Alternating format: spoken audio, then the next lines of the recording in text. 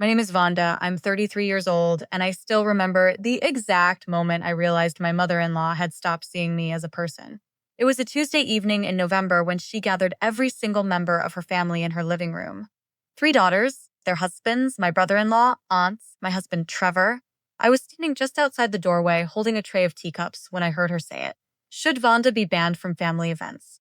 And then, one by one, every single hand in that room went up. If you truly love and appreciate your parents, take just 1 second to subscribe to this channel. It means a lot to us. And before you go, tell me in the comments, are you watching from? Her voice was calm, almost rehearsed, like she'd been planning this for weeks. She didn't lower it. She didn't look toward the hallway. She just said it out loud, like I was a policy being put to a vote, not a woman who had spent 9 years loving her son, raising his child, and building a life with this family. I stood there frozen, the tray shaking slightly in my hands. I didn't drop it. I don't know how. I set it down quietly on the side table, walked back to the kitchen, and stood at the sink with the water running so no one could hear me breathing. My chest felt like it had caved in. 9 years of holiday dinners, birthday parties, hospital visits, baby showers, school recitals. And every hand in that room went up without a second's hesitation. What broke me wasn't even the vote itself. It was what happened 20 minutes later when my son Caleb came and found me in the kitchen.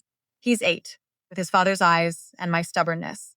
He tugged my sleeve the way he always does when he needs my full attention, and he said, "Mom, why are they doing this?" His voice cracked on the last word. He'd been sitting in the hallway. He'd heard everything. I knelt down right there on the kitchen tile and held him.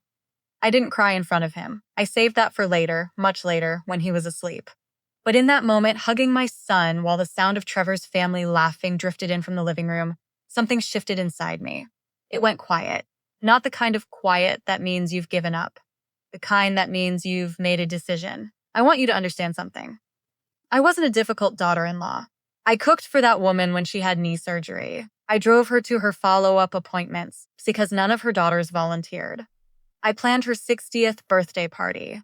I did all of it while working full-time and raising Caleb almost entirely on my own, because Trevor travels 3 weeks out of every month. The tension between us had never been about anything real. It was always small things. She didn't like how I dressed Caleb for church. She thought I was too direct. She once told Trevor in front of me that I had no softness. What she meant was that I didn't shrink when she wanted me to, and she never forgave me for that. The vote was her way of making it official. But what she didn't know would change everything. 3 weeks before that evening, I had gone to see a family attorney. Not because I was planning anything dramatic. Trevor and I had been quietly discussing separation for months, and I wanted to understand my rights before things got complicated. My attorney, a sharp woman named Ms. Caldwell, had already started pulling together documentation. Financials records, property assessments, a record of an informal loan Trevor's mother had given us years ago, one she'd always dangled over my head but never put in writing. That Tuesday night, sitting on the kitchen floor with Caleb in my arms, I texted Ms. Caldwell one sentence. Move forward. I didn't fight back that night. I bathed my son, read him his story, turned off his light, and went to bed. I let them have their vote. I let them believe they had one. But the next week, they received a letter from a law firm. And inside was something that shut them up immediately. Trevor called me at 9:47 in the morning, his voice different from anything I'd heard in 9 years of marriage. Not angry, rattled. The voice of a man realizing the ground beneath him wasn't as solid as he thought. Vonda, my mother got something in the mail. I told him I knew. He was quiet for a long moment, then asked why I hadn't told him. I said, Trevor, your entire family raised their hands to ban me while our son sat in the hallway and listened. I don't owe anyone a warning. He didn't have an answer for that. Miss Caldwell's letter addressed several things at once. First, the informal loan his mother had given us 4 years earlier, $32,000. Never documented, never assigned terms, used repeatedly as emotional leverage. She drafted a formal repayment structure that converted that vague gift into a legally binding loan. No more gray area, no more power in that money.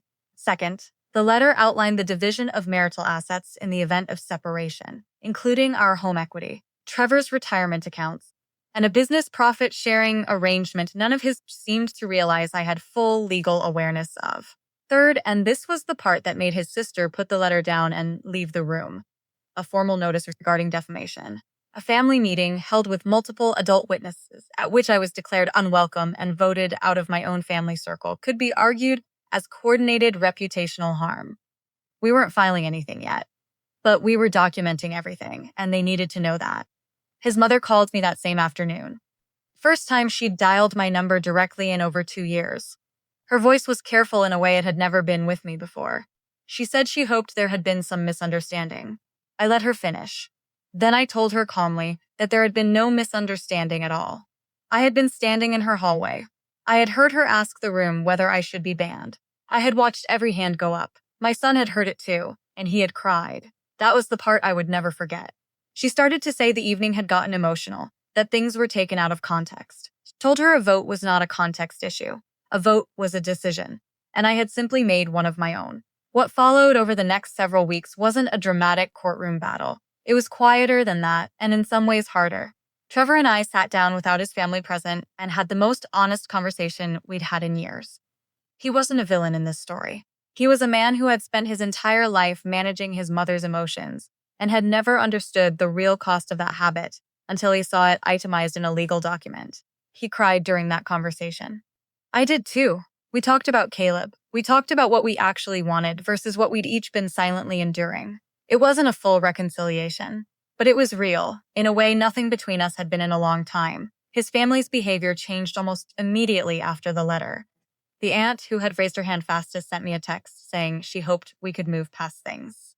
His sister, who had organized that meeting like a formal proceeding, suddenly became very interested in Caleb's school schedule and started sending him cards. I didn't respond to any of it with anger. I didn't need to. I had already stopped needing their approval.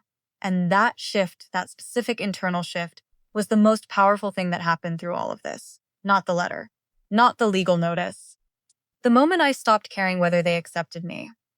About a month after everything, Caleb asked me one evening whether we were still going to Grandma's house for Christmas. I told him the truth, as gently as I could, that things were changing and that wherever we spent the holidays, I would make sure he felt loved and safe. He thought about that for a second, the way he does when he's processing something. Then he said, "Good. Because I didn't like how they made you feel, Mom. 8 years old. He saw everything." I'm not going to tell you my life became simple after that Thursday letter arrived. It didn't. There were hard months, difficult legal conversations, long nights where I questioned every decision. But I never once regretted sending that text to Ms. Caldwell. Not for a single moment. Because what I learned through all of this is something I want every woman watching this to hear clearly. Silence is not the same as weakness, and patience is not the same as surrender. Sometimes the most powerful thing you can do is simply stop explaining yourself to people who were never willing to understand you, and let your next move do the talking instead. They held a vote to remove me from the family. What they didn't realize was that I had already decided to outgrow them entirely.